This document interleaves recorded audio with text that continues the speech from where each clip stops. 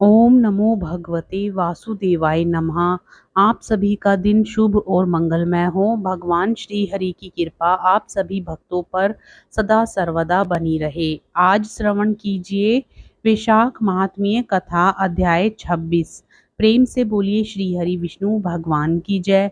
मित्रों, यदि आपने अभी तक अध्याय 25 की कथा को श्रवण नहीं किया है तो डिस्क्रिप्शन बॉक्स के लिंक पर जाकर आप अध्याय 25 की कथा को श्रवण कर सकते हैं।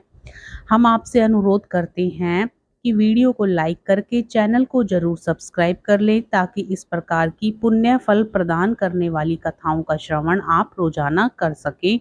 अब सुनिए आगे की कथा। श्रुतदेव जी कहने लगे, हे राजन, वैशाख में शुक्ल पक्ष के अंत की जो 3 तिथि पूर्णमासी तक हैं वे बड़ी शुभ फल देने वाली हैं। ये तीनों तिथि पुष्करिणी कहलाती हैं। ये समस्त पापों को दूर करने वाली हैं।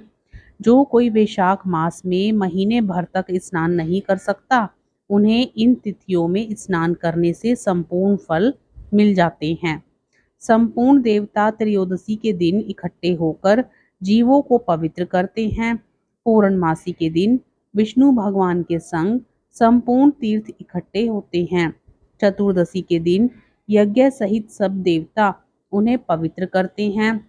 कोई कैसा ही भ्रमघाती अथवा मद्यपान करता हो, ये सबको पवित्र करते हैं। प्राचीन काल में वैशाख की एकादशी के दिन विष्णु भगवान ने अमृत उत्पन्न किया। द्वादशी के दिन उसकी रक्षा की। त्रयोदशी के दिन देवताओं को अमृत पिलाया और चतुर्दशी के दिन देवताओं के विरोधी दैत्यों का नाश किया तथा पूर्णमासी के दिन देवताओं ने अपने राज्य को प्राप्त किया। इससे देवताओं ने प्रसन्न हो इन तिथियों को प्रीति पूर्वक प्रफुल्लित चित्त से वरदान दिया था। वैशाख मास की ये तीनों तिथियां शुभ हैं। पुत्र पौत्रादि फल देने वाली और मनुष्यों के पापों को दूर करने वाली हैं। जो अधम मनुष्य संपूर्ण वैशाख मास में स्नान नहीं कर सकते हैं, वह इन 3 तिथियों में स्नान करने से संपूर्ण फल प्राप्त कर लेते हैं। जो मनुष्य इन 3 तिथियों में स्नान दान आदि नहीं करते, वे चांडाल की योनि पाते हैं और फिर रौरव नरक में जाते हैं। जो इन तीनों तिथियों में गर्म जल से स्नान करते हैं, वे 14 मनवंतर तक रौरक नरक में निवास करते हैं। पितृश्वर और देवताओं के लिए जो दही और अन्नदान नहीं करते, वे पिशाच की योनि प्रलय काल तक भोगते हैं। जो वैशाख मास में नियम पूर्वक कर्तव्य कर्मों में लगे रहते हैं, वे विष्णु भगवान की सायुज्य मुक्ति को प्राप्त होते हैं, इसमें संदेह नहीं। जो वैशाख के कुल महीने में नियम पूर्वक न रहकर केवल इन 3 तिथियों में शास्त्र विहित कर्म करते हैं, वे पूर्ण फल पाकर विष्णु लोक में निवास करते हैं। जो मनुष्य देवता पितृश्वर गुरु और विष्णु भगवान के निमित्त स्नान दान नहीं करते, उन्हें हम श्राप दे देते हैं। वे मनुष्य निसंतान, आयुहीन और दुखी होंगे। देवता ऐसा वर देकर अपने अपने धाम को चले गए। अतएव वे तीनों तिथियां बड़ी पुण्यकारिणी और सब पापों का नाश करने वाली हैं तथा तीनों पुष्करिणी कहलाती हैं। पुत्र और पौत्र को बढ़ाने वाली हैं। जो स्त्री पूर्णमासी के दिन ब्राह्मण को मालपुआ और खीर भोजन करावे तो कीर्तिमान पुत्र पावे। पिछले इन्हीं 3 दिन में जो कोई गीता का पाठ करे, उसे प्रतिदिन अश्वमेध यज्ञ करने का फल मिले, इसमें कोई संदेह नहीं। जो कोई इन तीनों तिथियों में विष्णु सहस्त्र नाम का पाठ करता है, उसके पुण्य के फल के कहने ही क्या। तो किसी में भी स्वर्ग अथवा पृथ्वी भर में सामर्थ्य नहीं है। पूर्णमासी के दिन को कोई सहस्त्र नाम का पाठ करे और एक एक नाम पर मधुसूदन भगवान को दूध से स्नान कराए, तो उसके सब पाप दूर हो जाते हैं और वह विष्णु लोक को जाते हैं। जो कोई मनुष्य वैशाख में न स्नान करे न दान करे, वह ब्रह्म हत्यारा, गुरु घाती और पितृश्वरों का नाश करने वाला होता है। जो कोई नित्य प्रति श्रीमद् भागवत का एक श्लोक, अर्ध श्लोक या चौथाई श्लोक पढ़े तो ब्रह्मत्व को प्राप्त होता है। इन 3 दिनों में श्रीमद् भागवत की कथा सुनने वाला कभी भी पापों में लिप्त नहीं होता, जैसे कमल के पत्ते पर जल नहीं ठहरता। इन 3 तिथियों में विधिवत भगवत पूजा स्नान दान आदि करने से बहुत से मनुष्य देवता हो गए हैं, कितने ही सिद्ध बन गए और कितने ही ब्रह्म भाव को प्राप्त हुए हैं। ब्रह्म ज्ञानी अथवा प्रयागराज में मरने से मोक्ष मिलता है अथवा वैशाख मास में नियम पूर्वक स्नान करने से मोक्ष मिलता है। वैशाख की पूर्णमासी के दिन स्नान करके नीले रंग का सांड छोड़े तो समस्त बंधन से छुटकर धर्म, अर्थ, काम और मोक्ष प्राप्त होते हैं। जो गरीब कुटुंबी ब्राह्मण को गोदान देता है वह अकाल मृत्यु से छुटकर परलोक में परम पद पाता है। जो मनुष्य वैशाख की पूर्णमासी को बिना स्नान दान किए बिता देते हैं वह 100 जन्म तक कुत्ते की योनि में पड़कर विष्ठा के कीड़े होते हैं। तीनों भुवन में 3.5 करोड़ तीर्थ हैं। ये सब इकट्ठे होकर पाप समूह के डर से सलाह करने लगे कि पापी मनुष्य अपने किए पाप हमारे बीच में त्यागते हैं तो हमारे पाप कैसे दूर होंगे।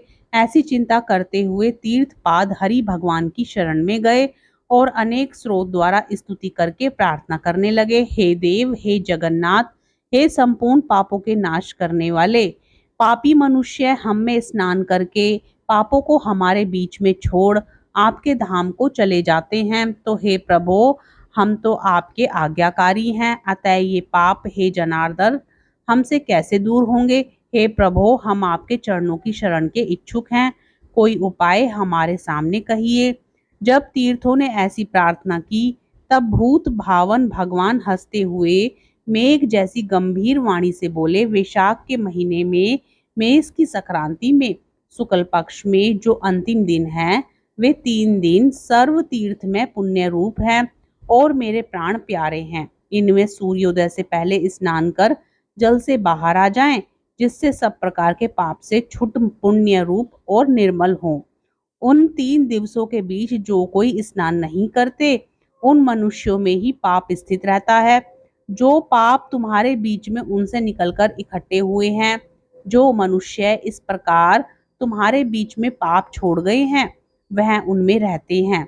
ऐसा तीर्थपाद विष्णु भगवान ने तीर्थों को वरदान दिया और ऐसी आज्ञा दे योग बल से वहीं अंतर्ध्यान हो गए और सब तीर्थ अपने अपने धाम को चले गए। प्रति वर्ष वैशाख के महीने में पिछले 3 दिनों में सब अपने अपने पापों को छोड़ निर्मल होते हैं। जो वैशाख के पिछले 3 दिनों में स्नान नहीं करते उन्हीं के ऊपर सब मनुष्यों के पाप आकर के ठहर जाते हैं। इस प्रकार स्नान ना करने वाले मनुष्यों को तीर्थ श्राप देते हैं। जो कोई इन 3 दिनों में स्नान नहीं करता उसके समान कोई पापी नहीं है। ऐसा पाप किसी भी शास्त्र में ना देखा है ना सुना है। अतएव पिछले 3 दिवस में स्नान, दान और मधुसूदन भगवान की पूजा ना करें तो इसके तुल्य कोई पाप नहीं। जो इन कर्मों को ना करे वह 14 मनवंतर तक नरक में पड़ा रहे। इस प्रकार संपूर्ण वैशाख का महात्म्य महाबुद्धिमान श्रुति कीर्ति के आगे कहा हुआ। जैसे जैसे सुना या देखा तदनुसार ही माधव मास की कथा वर्णन की गई है। इस महात्म्य को पूरी पूरी रीति से वर्णन करने की सामर्थ्यता तो ब्रह्मा जी के पास भी नहीं है। पहले कैलाश के शिखर पर बैठकर पार्वती जी ने महादेव जी से पूछा, तब महादेव जी 100 वर्ष तक यही कथा कहते रहे तो भी पूरी ना हुई। तब असमर्थ हो चुप हो गए। विष्णु भगवान जगन्नाथ श्री नारायण के बिना कोई भी वैशाख मास का वर्णन पूर्णतया नहीं कर सकता है। पहले सब ऋषियों ने मनुष्यों के हित की कामना से थोड़ा थोड़ा वैशाख महात्म्य का वर्णन किया है, परंतु हे राजन किसी ने अंत नहीं पाया।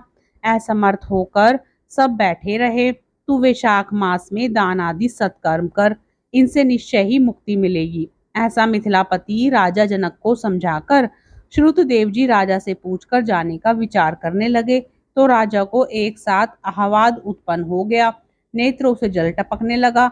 तब उत्सव करने में प्रवृत्त हुआ और अपनी वृद्धि के लिए श्रुतदेव जी को पालकी में बैठाकर ग्राम की प्रदक्षिणा कर चतुरंगिनी सेना को संग भेजा और पीछे पीछे स्वयं चला। फिर अंतपुर में ले जाकर वस्त्र, आभूषण, गो, पृथ्वी, तिल, स्वर्ण आदि सब प्रकार के वैभव आगे रखकर नमस्कार कर हाथ जोड़ सन्मुख खड़ा हो गया। तब महातेजस्वी महायशस्वी श्रुतदेव जी अत्यंत संतुष्ट हो प्रसन्नता पूर्वक अपने धाम को गए। तब नारद जी कहने लगे, हे राजा अम्बरीश, यह परम अद्भुत आख्यान मैंने तुम्हारे सम्मुख वर्णन किया, जिसके सुनने से ही संपूर्ण पाप नष्ट हो जाते हैं और सब प्रकार की संपत्ति मिलती है। इसी से भोग, ज्ञान और मोक्ष प्राप्त होते हैं। नारद जी के ऐसे वचन सुन महायशस्वी राजा अम्बरीश मन ही मन ऐसा सोचकर प्रसन्न हुए कि बाहर के सब व्यापार छोड़ दिए और दंड की तरह पृथ्वी पर गिरकर सिर से प्रणाम करने लगा तथा सब प्रकार के ऐश्वर्यवान पदार्थों से नारद जी की पूजा की। फिर भगवान नारद मुनि ने राजा से पूछकर अन्य लोक चले गए, क्योंकि श्राप के मारे वे एक जगह नहीं रहते थे। राजर्षि अम्बरीश भी नारद जी के कथानुसार शुभ धर्मों का आचरण करते हुए निर्गुण भगवान में लीन हो गए। सूत जी बोले, जो कोई इस पाप के नाश करता और पुण्य के बढ़ाने वाले परम अद्भुत आख्यान को सुनता अथवा पढ़ता है, वह परम गति को प्राप्त होता है, तथा जिसके घर में हाथ की लिखी पुस्तक है, उसके तो हाथ ही में मुक्ति है, सुनने की भी कुछ आवश्यकता नहीं है। इस प्रकार यह वैशाख मातम का अंतिम अध्याय था, जो संपूर्ण होता है। प्रेम से बोलिए श्री हरि विष्णु भगवान की जय। आपको आज की कथा पसंद आए तो वीडियो को लाइक करके चैनल को जरूर सब्सक्राइब करें तथा वीडियो को शेयर करके कमेंट बॉक्स में श्री हरि विष्णु भगवान की जय अवश्य लिखें। राधे राधे, जय श्री कृष्णा।